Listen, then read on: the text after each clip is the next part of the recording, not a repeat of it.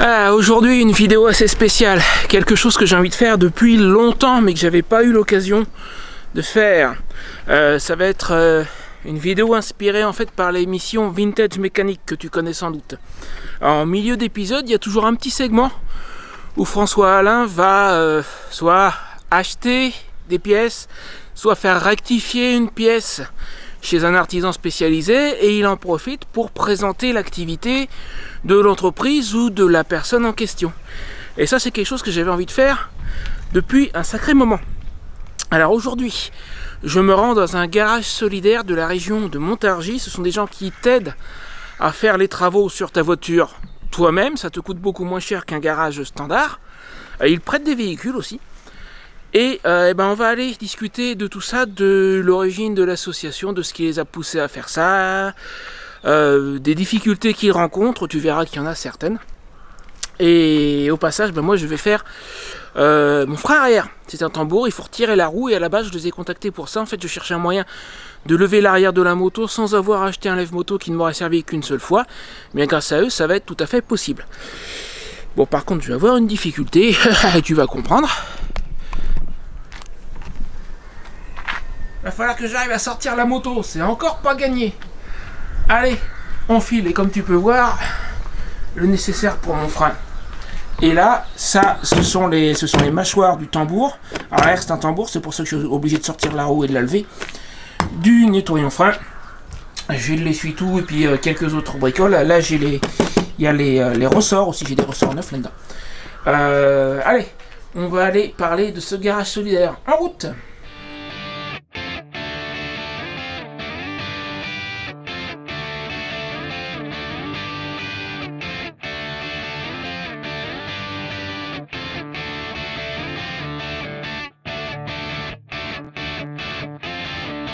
Bonjour, donc ici nous sommes à Mignerette.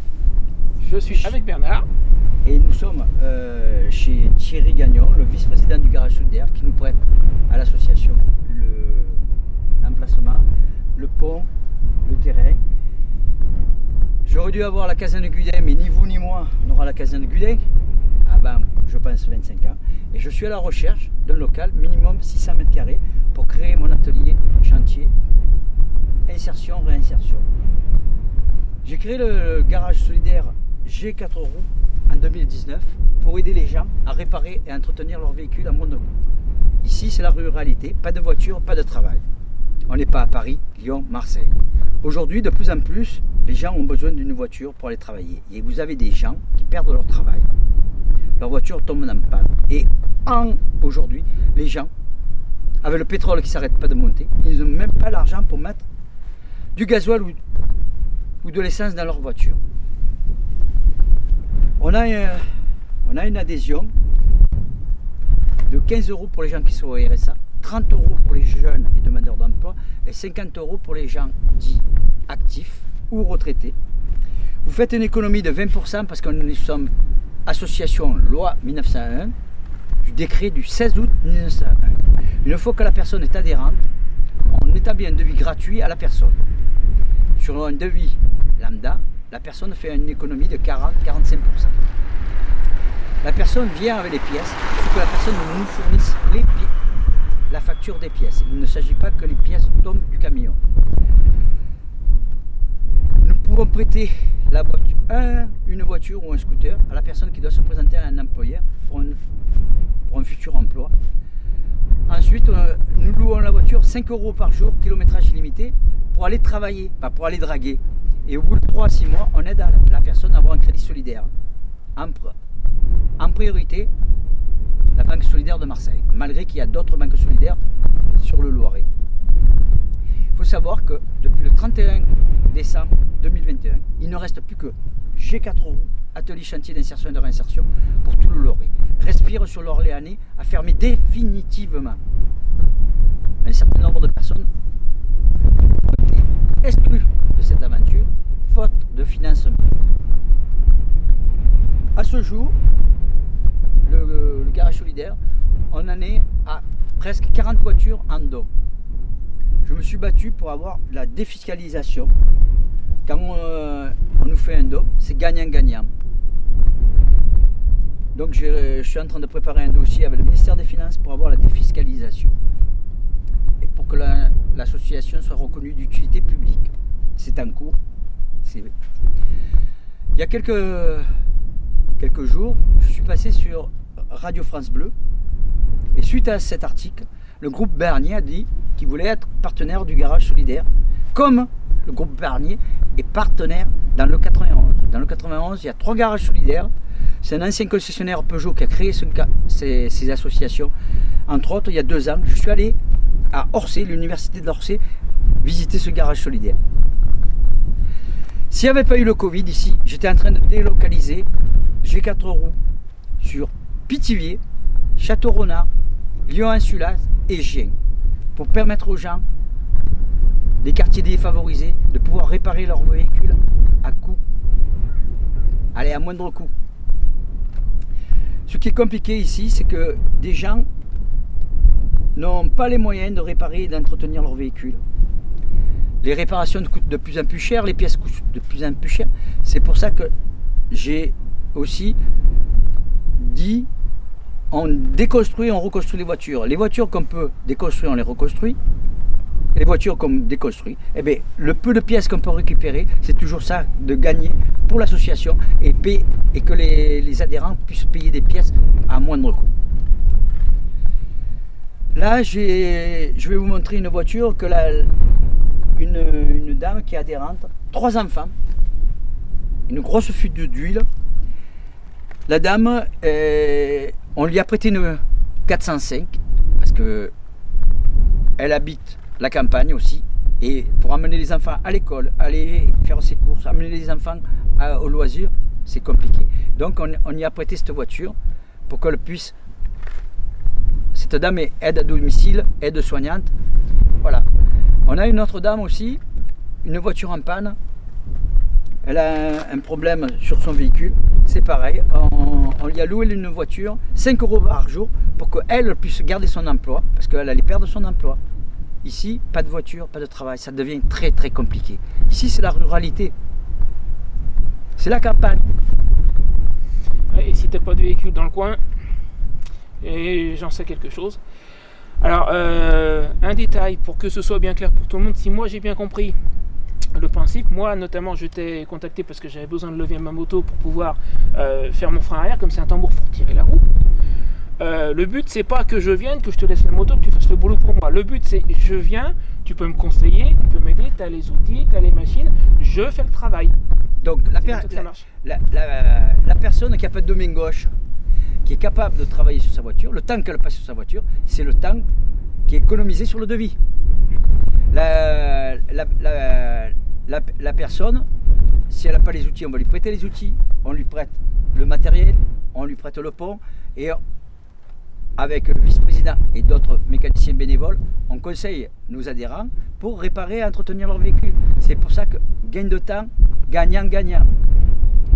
Le but, c'est que les gens repartent avec une voiture en état. Je ne veux pas voir une voiture qui roule pneus morts. C'est pour ça qu'on a des partenaires, 2 partenaires qui font les pneus d'occasion, 2 partenaires qui font le contrôle technique, un partenaire qui fait la carrosserie aussi. Et ces gens-là, ils sont là pour aider l'association. Et à travers ces gens-là, on aide nos adhérents aussi. On monte aussi les pneus, on aide les gens à trouver des pièces à moindre coût. Maintenant, si la personne vient avec ses pièces, il n'y a pas de problème, on montera les pièces que la personne a montées. Mais à ce moment-là, c'est sous sa responsabilité. Quand c'est nous qui fournit les pièces, on a la responsabilité civile du garage, il n'y a aucun problème. Mais quand c'est les gens qui fournissent les pièces, c'est leur responsabilité, la responsabilité des gens qui leur ont vendu les pièces. La garantie, c'est leur responsabilité. Quand c'est nous qui fournissons les pièces, c'est notre responsabilité, la responsabilité civile du garage de l'association. Bon, alors on va aller voir la voiture dont tu parlais. Je rajoute juste une note. Moi, je trouve le concept particulièrement intéressant. D'abord parce que ça te permet de faire des travaux à moindre coût, mais ensuite parce que personnellement, et je pense que tu seras d'accord avec moi, je trouve important d'avoir au moins quelques connaissances de base en mécanique pour savoir entretenir ton véhicule. Donc là, tu fais d'une pierre deux coups parce que non seulement les travaux te coûtent moins cher, mais en plus, tu peux intervenir sur ton véhicule toi-même sous le contrôle de quelqu'un qui pourra te dire si jamais tu fais une bêtise. Voilà, et c'est pour ça que je donne aussi des cours de mécanique hommes et femmes. Là, théoriquement, on devrait avoir un stand le 25, 26, 27 sur la Ford de Montargis pour montrer aux gens, pour faire des économies, pression des pneus, les niveaux d'huile, liquide de refroidissement, savoir remplacer une roue, où se trouve le cric, comment utiliser la clé de roue. Aujourd'hui, la pression des pneus, c'est très important. Vous diminuez la distance de freinage et si vos pneus sont bien gonflés, vous économisez sur le carburant. Aujourd'hui, vu que le carburant ne s'arrête pas de grimper, vous faites des économies. C'est à vous d'être vigilant sur ça. Un niveau d'huile qui n'est pas correct ou un niveau de liquide de refroidissement qui n'est pas correct, vous risquez de casser le moteur. Un moteur sur une voiture, suivant l'année de la voiture, ça coûte très très cher. Ça coûte le prix de la voiture. Donc, il y a un minimum de choses à faire avant de démarrer une voiture. C'est pareil, les essuie-glaces, tout ça, regardez, l'éclairage, faire le tour de la voiture, c'est un minimum.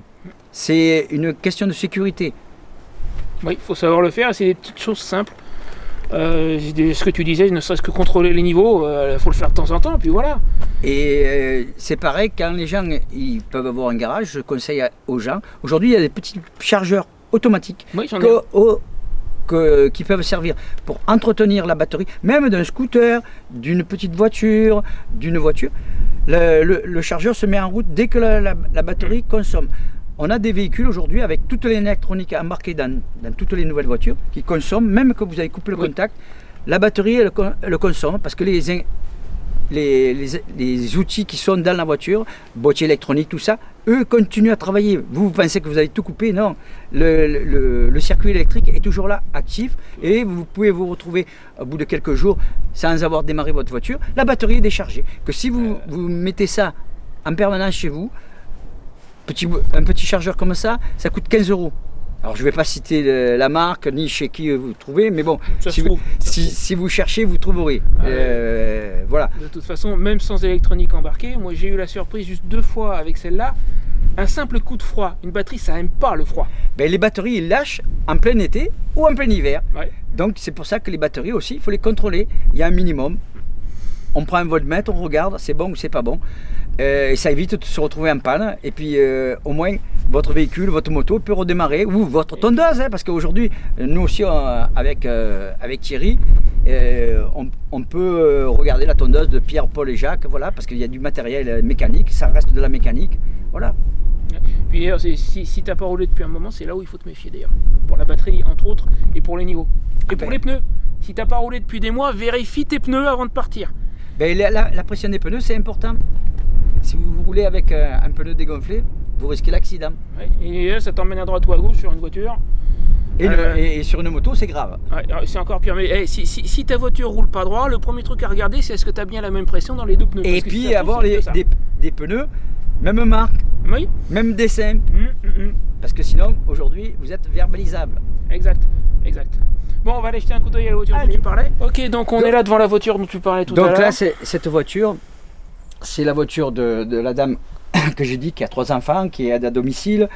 La voiture en panne, une grosse fuite d'huile, et qu'on y a prêté une 405, parce qu'ici, pas de voiture, pas de travail. Donc elle a besoin de la voiture pour aller chercher le pain, faire les courses, amener les enfants à l'école et tout. Voilà, c'est important. Et puis là-bas, j'ai une autre voiture. Alors, petit détail sur celle-là, tu m'as dit tout à l'heure que son garagiste l'a laissé rouler avec sa fuite d'huile. Il y a des garagistes qui l'a laissé rouler avec grosse fuite d'huile. C'est ça qui m'interpelle. C'est n'importe quoi. À tout moment, cette voiture aurait pu prendre feu avec des enfants, puisqu'elle a 3 enfants, qu'elle transporte 3 enfants. Au minimum, elle pourrait casser son moteur, se retrouver sur le bord de la route déjà. Casser le moteur ou prendre feu avec les enfants dans la voiture. C'est ça qui est dérangeant. Alors, il y en a d'autres derrière. Voilà. Alors sur les voitures que tu vas voir, il y en a beaucoup qui sont en prêt, en location à tout petit budget en fait, voilà, si j'ai bien compris. Là, cette voiture, il y a le radiateur, l'adhérente, elle a cassé son radiateur. Ouais. On a commandé le radiateur, on va lui remettre un radiateur neuf à petit prix. Et la demoiselle est étudiante, et elle vit à Orléans. Vous pouvez imaginer, pas de voiture pour aller faire ses études à Orléans, c'est compliqué. Là, c'est une autre voiture. La dame, pareil, aide à domicile, elle est en panne. Donc là, on lui a on lui a prêté une voiture en location, 5 € par jour, pour qu'elle puisse garder son travail, parce que si elle ne va pas travailler, elle ne peut pas aller s'occuper des gens à domicile et elle risquait de perdre son travail. Et forcément. Là, Alors, vous avez... donne-moi juste une seconde, je voudrais préciser un petit truc. Juste pour information, elles ont toutes l'air sales. C'est pas du tout la faute de Bernard, c'est qu'on a eu une simili-tempête de sable ces derniers temps. Ce que tu vois qui a l'air crade sur les voitures, c'est du sable qui est tombé du ciel, hein, tout simplement. Donc là, vous avez une voiture. On va sortir le moteur. On va récupérer le moteur pour mettre dans une autre voiture pour pouvoir de nouveau prêter ou louer la voiture ou la mettre en vente. Et le moteur de cette voiture est très bon. Hop, on le met dans une autre voiture et ça permettrait d'avoir une autre voiture pour mettre à la disposition de nos adhérents pour les aider. Donc celle-là, c'est une donneuse d'organes, quoi. Voilà. On va la déconstruire. Là, vous avez 2 voitures qu'on est en train de remettre en état pour mettre en pré-location pour que les gens puissent avoir une voiture pour continuer à aller travailler. Voilà, là, celle-là, je suis en train de changer le ciel de pavillon parce que le ciel de pavillon était... Donc on est en train de reconstruire le ciel de pavillon parce que le ciel de pavillon est tombé. Voilà, et bien sinon cette voiture était... Voilà, là, il fallait changer la bobine. On a commandé les fils de bougie. Voilà, on a... Hop!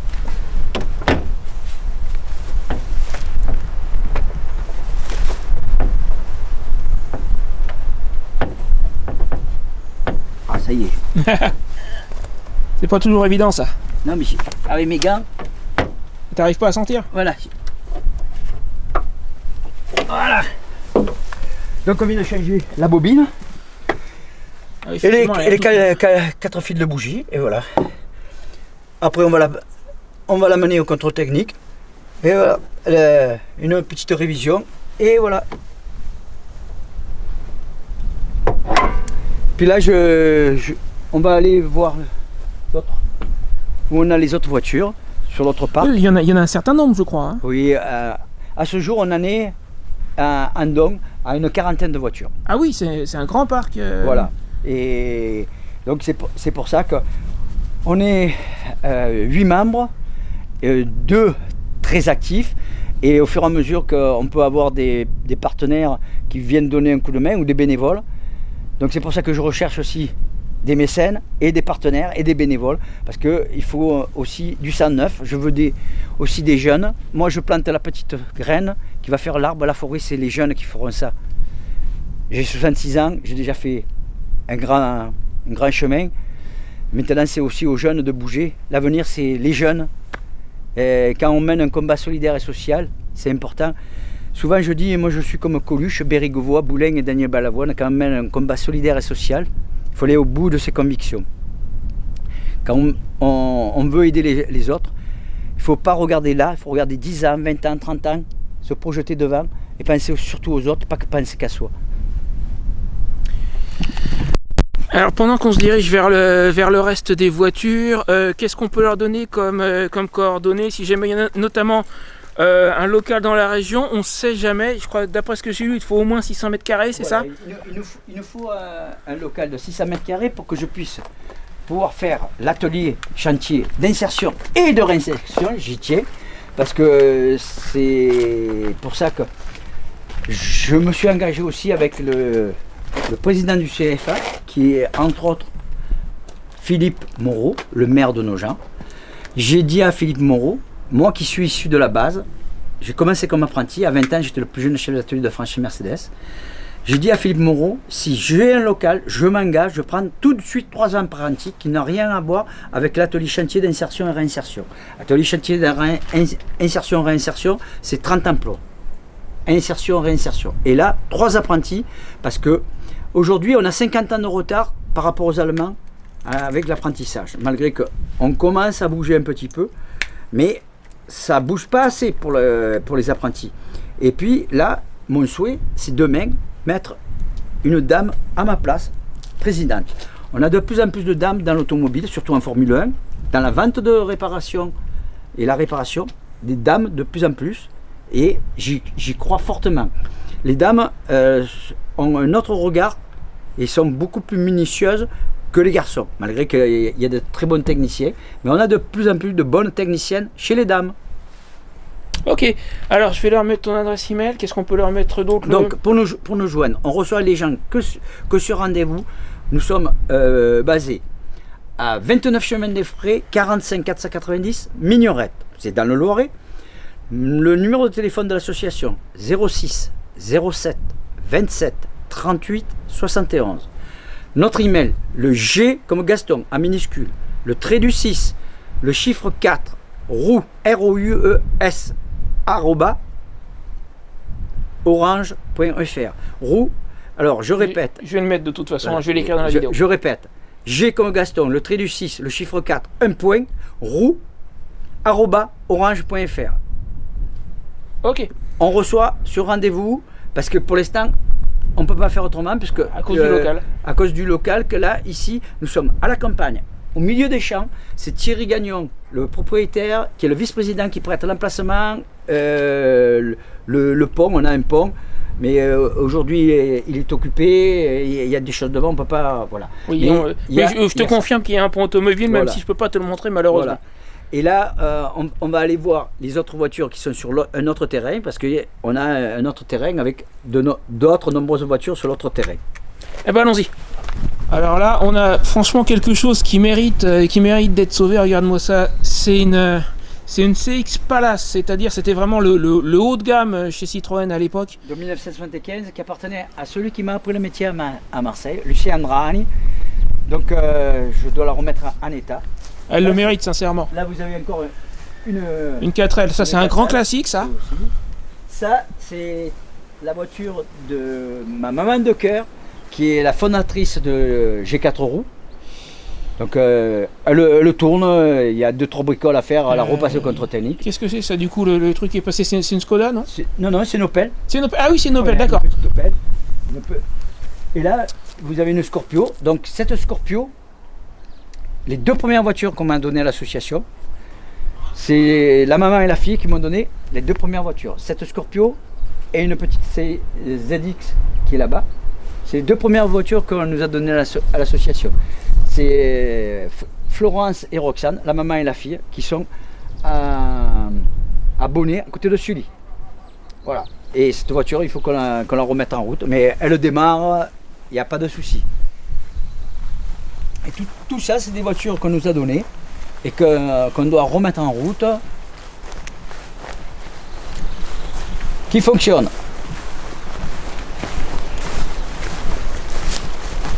Un petit Renault Express. Voilà. Là, vous avez une Alpha aussi qui fonctionne. Là, vous avez un Jumper GPL qui fonctionne aussi. Tiens, ça va amuser mon neveu.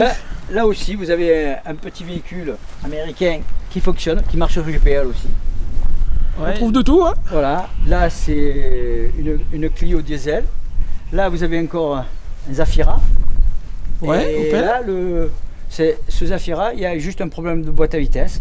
Donc il va falloir qu'on démonte et qu'on répare la boîte à vitesse. Il y a juste un problème de boîte à vitesse là-dessus. Là, vous avez un Scénic. Il y a juste un petit problème, Arbacam. La clavette d'Arbacam qui a lâché.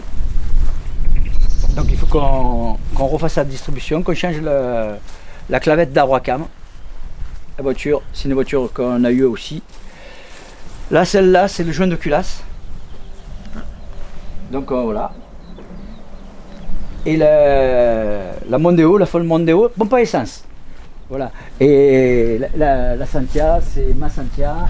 Il y a juste un problème de pompe d'injection.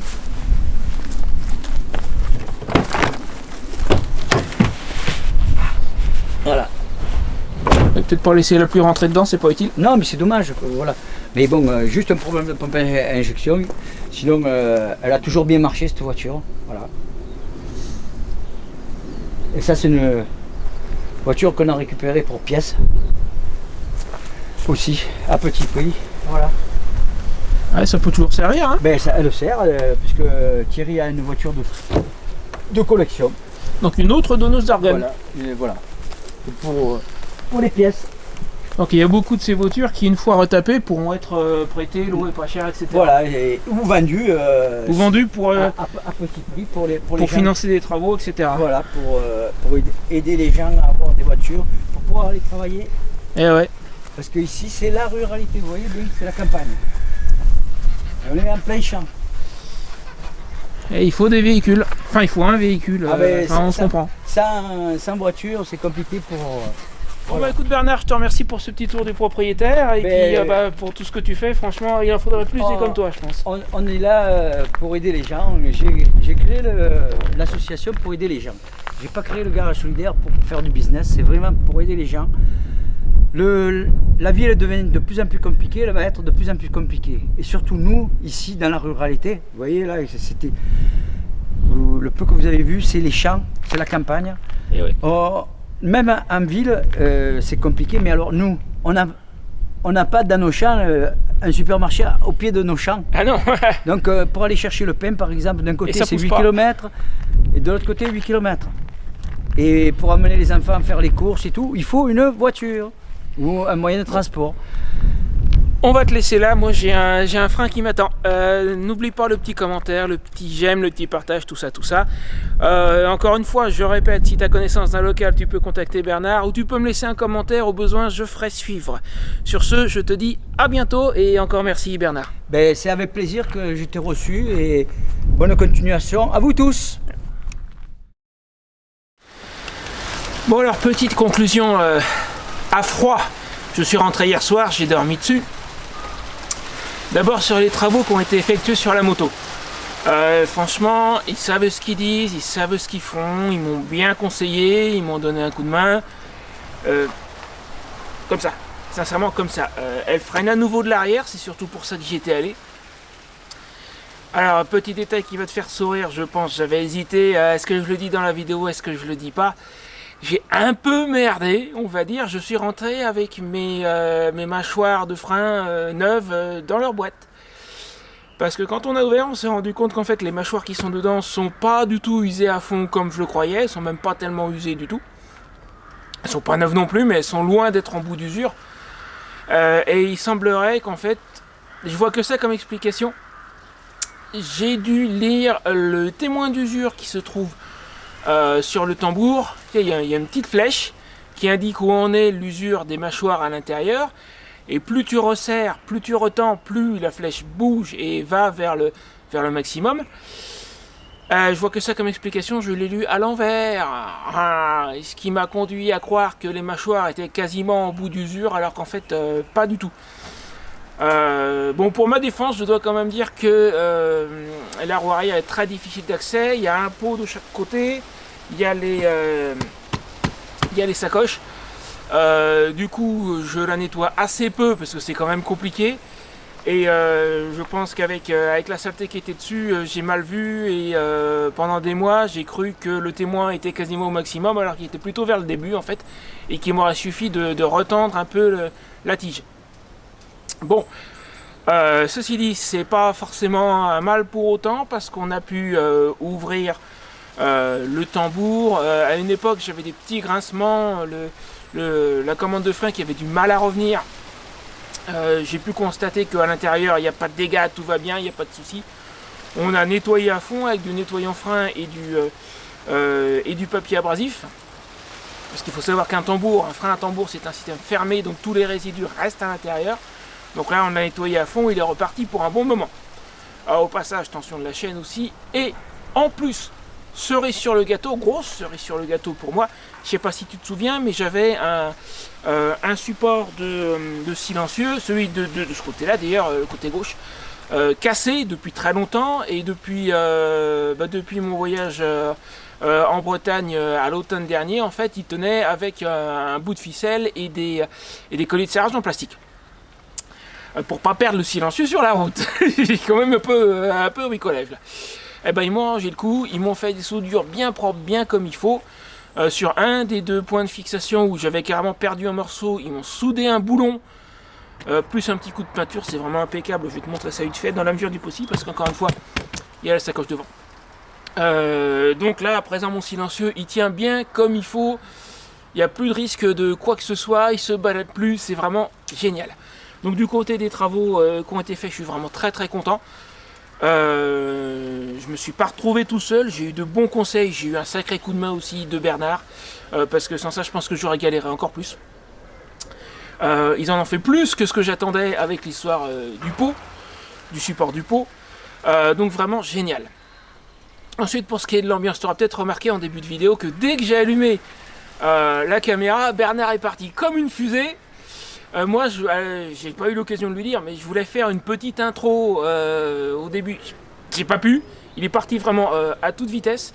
J'ai pas eu le cœur de l'interrompre, donc je l'ai laissé partir dans son truc. Tu auras peut-être compris que le personnage est... Alors attention, c'est pas du tout péjoratif ce que je vais te dire là. C'est un beau parleur, c'est un grand parleur. C'est quelqu'un qui s'exprime beaucoup, qui parle fort, qui n'hésite pas à parler de sa vie aussi. Moi, c'est pas du tout quelque chose qui me dérange, au contraire. D'autant qu'il a eu une vie, lui aussi, comme un certain nombre de personnes que j'ai rencontrées dans mes voyages. D'ailleurs, il a eu une vie bien remplie, une vie intéressante. Voilà où je veux en venir avec ça. Ça n'est pas ton garage classique du coin où tu déposes ton véhicule, tenez, voilà les clés, et puis il y a ça, ça et ça à faire, faites-moi les travaux. C'est pas comme ça que ça se passe. C'est comme je l'ai expliqué de toute façon pendant la vidéo, hein, c'est un endroit où on va te prêter le matériel, où on va te prêter les outils, on va te conseiller, contrôler ce que tu fais, mais c'est toi qui fais les travaux sur ta machine. Donc c'est pas le garage classique du coin où tu dis voilà les clés, faites les travaux sur mon véhicule. Donc sincèrement, si tu vas les voir, prends le temps de discuter avec eux, ça en vaut la peine. Prends le temps de sympathiser. Tu vas y passer peut-être plus de temps que ce que tu aurais prévu. Moi, je suis arrivé à 11h, il m'avait donné rendez-vous à 11h. Je pensais qu'en 2 heures, je repartirais avec la moto. Je suis reparti à 18h30. C'est pas grave. Et sincèrement, j'ai passé une super journée. On a bien sympathisé. On va se revoir. D'ailleurs, je vais y retourner début avril pour remettre de l'huile dans ma fourche, histoire d'être sûr qu'elle puisse aller en Normandie. Ouais, donc si tu y vas, prends le temps de les écouter, prends le temps de discuter avec eux. Et puis si Bernard part dans son truc et qu'il se met à te raconter sa vie, ce qui est plus que probable, je commence à connaître un peu le personnage, bah laisse-le faire et écoute-le, et puis parle-lui au passage de la tienne, voilà. Je te dis d'avance, c'est comme ça que ça va se passer, de par mon expérience. Voilà, c'est pas un endroit où tu laisses le quai de ton véhicule et puis allez-y démerdez-vous. Quoique, c'est pas totalement impossible. Quand j'étais là-bas, il y avait une petite voiture sans permis sur laquelle Bernard était en train de travailler tout seul. C'est pas le propriétaire de la voiture qui était en train de s'en occuper, donc c'est peut-être pas totalement impossible. Mais c'est quand même pas le but principal de leur initiative. Donc voilà, écoute, je pense que c'est à peu près tout. Moi, je vais aller pouvoir laver la moto. Ce coup-ci, je vais vraiment aller à un lavage haute pression. Ce que j'ai pas fait il y a quelques temps parce que le lavage haute pression d'à côté, bah, il est désaffecté a priori. Je vais aller un peu plus loin, faire des courses et j'en profiterai pour vraiment bien la laver à fond. Puis elle va être prête à aller en Normandie. Il n'y aura plus qu'à refaire vraiment le niveau d'huile dans le tube gauche, celui qui fuit. Et début avril, je retourne à la ferme. Vraiment, cet endroit-là, je m'y sens super bien, donc j'ai envie d'y retourner de toute façon. Je vais passer quelques semaines là-bas, le temps de l'élection, après j'avise en fonction des événements. Écoute, je pense que c'est à peu près tout. Je te rappelle encore une dernière fois l'histoire du local pour l'association. Si jamais tu entends parler de quelque chose, tu me fais signe, tu me laisses un commentaire, je transmettrai, ou tu peux directement contacter Bernard, je vais te remettre son adresse email. Ouais, puis je pense que c'est tout. Alors je l'ai déjà dit mais je le répète, oublie pas le petit j'aime, le petit commentaire, tout ça. Allez, salut!